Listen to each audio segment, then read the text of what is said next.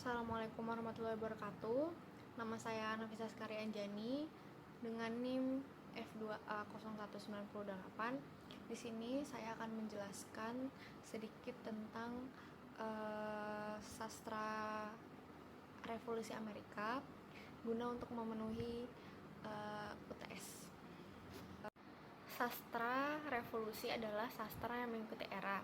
Terdapat retorika dalam sastra ini. Yang pertama, ethos, based on character and reputation of the speaker. Yang kedua, pathos, based on the emotion of the audience. Yang ketiga, logos, based on logic.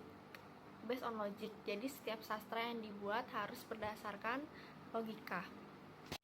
Bahasa yang digunakan dalam sastra revolusi adalah persuasif retorik, yaitu suatu bahasa yang digunakan dalam sastra untuk obvious. Yang pertama, rhetorical question, menggunakan bahasa retorik supaya sastrawan tidak terlihat oleh penguasa dan mendapatkan jawaban yang obvious. Yang kedua, repetisi.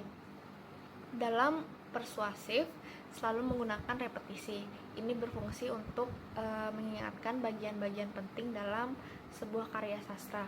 Contohnya misalkan di sastra revolusi kayak untuk menjelaskan bahwa we need build our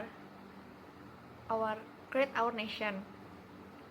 Terus yang ketiga, parallelism, the repetition of a syntactic construction in successive sentence for the rhetorical effect. The rise of national literature ada sebagai protes yang baru dan ingin keluar dari pengaruh Inggris. Yang pertama, American literature masih kurang dalam national feeling, sehingga muncullah sastra untuk membuat spesial karakter dan bisa membangun national feeling. Yang kedua, too young to develop is independent from the British literary tradition.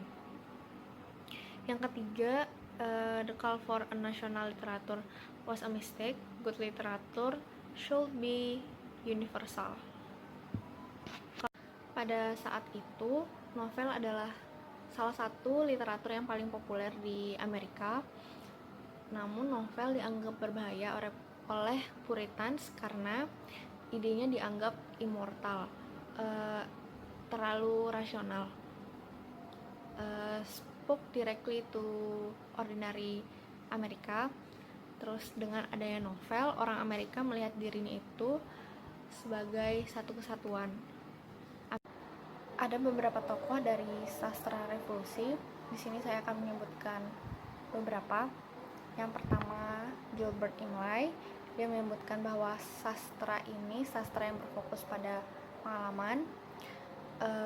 Gilbert Imlay juga melihat budaya Amerika itu bertema natural dan lebih simpel daripada the old culture of Europe. Yang kedua, Charles Brockden Brown. Beliau berfokus pada psychology of horror atau humanity experience and complicated minds. Yang ketiga, James Cooper. Dia mengatakan bahwa tujuan dari sastra revolusi Amerika secara luas yaitu want to speak for all American, their character to be an America. Terus ada Royal Taylor menganggap bahwa protagonis yang menimbulkan slave. Lalu ada The Period of Knickerbockers. Julukan itu berasal dari sebuah buku History of New York.